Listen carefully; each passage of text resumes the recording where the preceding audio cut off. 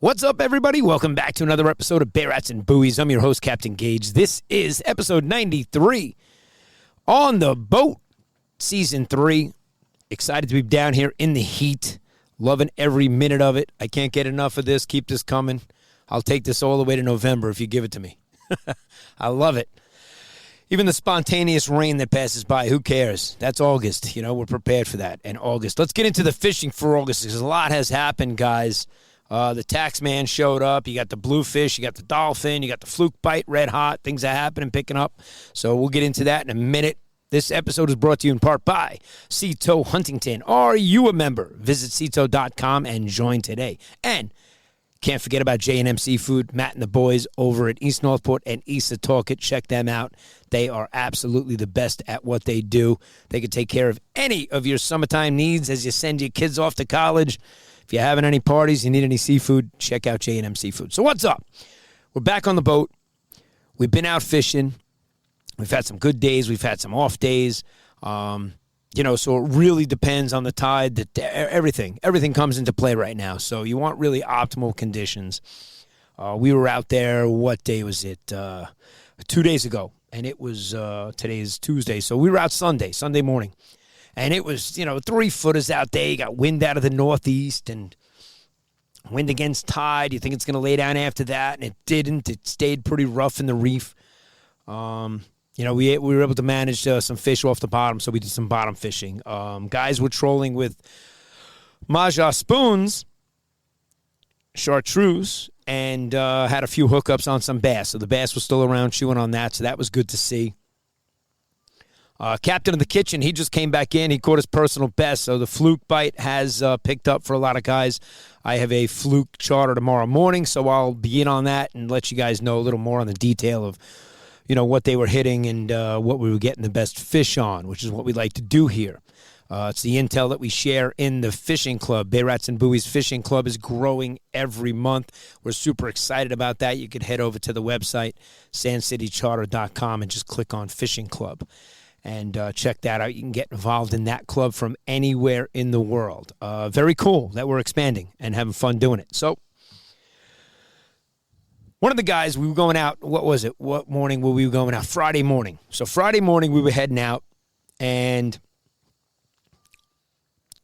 two of the best fishermen I know in my area were coming in early. We were leaving at 8. And they were already coming back in, so they were out at 5 o'clock. But still, if the bite was on and things were great, they would have stayed out there. So I saw them coming in, so kind of said, maybe they didn't find them. Maybe the bite wasn't as hot as I'm thinking it could be. Again, it's August, so it's always hit or miss. And then he sends me a picture of the shark, the brown shark that he caught, live lining a porgy.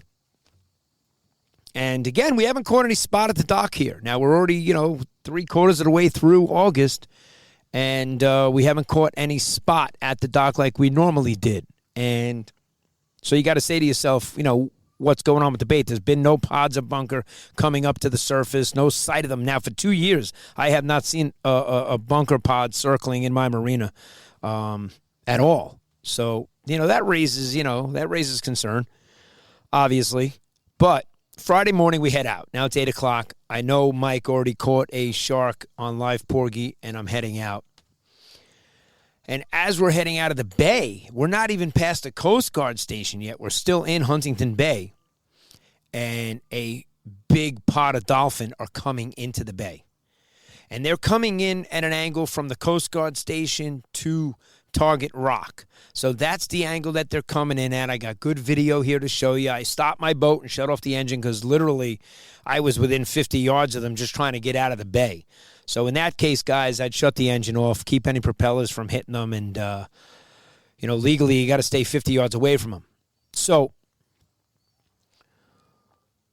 we see the dolphin. We know right away, Jesus, that really. Chef Rob, you had a great comment on Facebook. You were like, shut it down. He was like, I think he wrote, that's a wrap. And because, when you see the dolphin, they come in, they feed on everything. And it was crazy. This is what happened. We got a 10-year-old on the boat. We got a father, a grandfather, and a 10-year-old grandson on the boat. And we decided to go in one direction out there. After we saw the dolphin, we picked our direction. We went 5 minutes into making that turn. Birds are working, bluefish are jumping out of the water everywhere. They're splashing, and we throw into it, and we hook up instantly. So we're doubled up. We're fish on, rods are bent. And, when it comes to chartering, that's really what you love. You love to be able to get out there and get in on the action right away. That, to me, that's the best. It doesn't get any better. We didn't have to go far. We got into them. And, already got a photo with the grandson's already holding up a fish in a photograph. And we're only a few minutes into the charter. So, to me, that's a success. And it was his first bluefish. And it was our first bluefish on the boat. We haven't caught a blue all year. None. Zero. And it was a decent-sized blue. It wasn't a gator, but it was a decent-sized bluefish, and they were blowing up on bait, and it was fun to see and fun to catch. Topwater action, throwing into them. So that was great. And then we finished, we went over. We did that as much as we could when they were here. They really went really, really close to shore into the rocks. And, we were going bottom fishing anyway. So we had a great bottom fishing trip. These guys hooked up with so many porgy and whatnot. They had a blast doing it. And we had a ton of fun. So that was Friday morning. The sharks were here. Bass are being caught. Bluefish are here. Keeper fluke are coming over the rails. And, the dolphin made their way through the bay there. So that is a very typical August. I'd like to see some more bunker because now this time of the year, this is when you see the pods. You usually walk across them out there. Hoping that the gator blues are blowing up on them and, causing the whoosh, whoosh, when you see them boiling and getting crazy. We love that, but I haven't seen that. I've seen one pod of bunker out in the sound all year, up on the surface. And it was on a rougher day out there. It wasn't a flat, calm day where you could see them from 100 yards away and you'd be like, oh, look at a pod over there. Go snag a few. No, this was in the rougher conditions, and you saw them at the top of the surface splashing around. But nothing was under them. We went over to them. I purposely drove over them to see if there was any fish even in the area on them with side scan and down scan and nothing. Didn't see any fish. So this time of the year, speaking of down scan, it's a good time of the year. We pulled the boat out last week. We pull it out on the trailer. And, you give it the old bottom power wash, clean it up, and get it ready for the rest of the season. This way you get any of the, junk that's on it. And we use it a lot, so we really didn't have much junk on it. So that was pretty cool. But what else is going on? It's a good time of the year to go tubing. There's always concern with people saying, oh, you're going to go tubing? The brown sharks are here. The brown sharks have been here since we're kids. All right? It's just because of social media that you're now being shared this intel. These fish have been here forever. Undy had them in his net. He always gets them in his net every year. And it's like they're here. They see sand tigers. They see the browns. They're here. They don't bother humans. Those are not, whites, juvenile whites. Those are not, there was a bull shark caught in Jamaica Bay, I don't want to see a bull shark caught over here in our bay. But, listen, that's a shark you got to be worried about. Bull shark is definitely going to test by the human. A juvenile white, a tiger. Those are the ones that you would have to worry about. We really don't get those here in our area. Browns, you don't got to worry about. Sand tigers, you don't have to worry about. The duskies, you don't got to worry about. But they're here. The water temp 75 out there. And they're here feeding on fish that we have on the reefs. And when you wonder why the fishing might not be so great, well, you have dolphins, you have sharks, you have the natural predators out there feeding on these fish. And that's going to affect where the fish go and how we catch them, So that is August in a nutshell, guys. Loving it. Had a hockey game last night. Was on the ice for an hour and a half. We had a big game last night. That was awesome. Ton of fun. Got another game tonight. I'll be back at the rink in the morning with my son. It's like, so I love it. When I'm out here in the hot, I don't mind it because later I'll be in the cold. And I love being on the rink. You know me. Tell you all the time. And I had a guy on charter yesterday, on Sunday. And he plays hockey. In fact, he had bought one of the sharpening machines. So now he's turned me on to, holy cow. You see these things, you're not sure if they work, and it's, more for the kids that are traveling and the parents that can be on the road a lot with their kid and, finding a good place that, can sharpen your profile that you have, custom profile done. And you want to sharpen those edges and put a 5/8 cut on it. You want to have the right machine to do it. And Pure Hockey, for me, has always been the right machine. They always do the best cut, so I always go to Pure Hockey. And he said the machining board is it's dynamite. So he's going to send me the link to that, look into it. And, the hockey community, it's just like the fishing community. It's a small community. Everybody knows one another here. So just because you're fishing Oyster Bay or Bayville or Northport or wherever you are, we all know somebody next to you, near you. And, your name gets dropped. It gets mentioned. I got my daughter's friend playing with her on the computer. And, he's like, hey, do you know Captain so-and-so? And I'm like, yeah, I know Captain so-and-so. He's like, he mentioned you when I was on his boat the other day. We saw you out there. You were next to us. And he said he's in the fishing league. And, that's what I'm talking about. It's such a small knit community where the hockey community is no different. And we love it. We love it. We do. So we're going to keep today's short and sweet because I'm sitting out here in 91 degrees. I mean, that's what you feel in every bit of it, and I love it.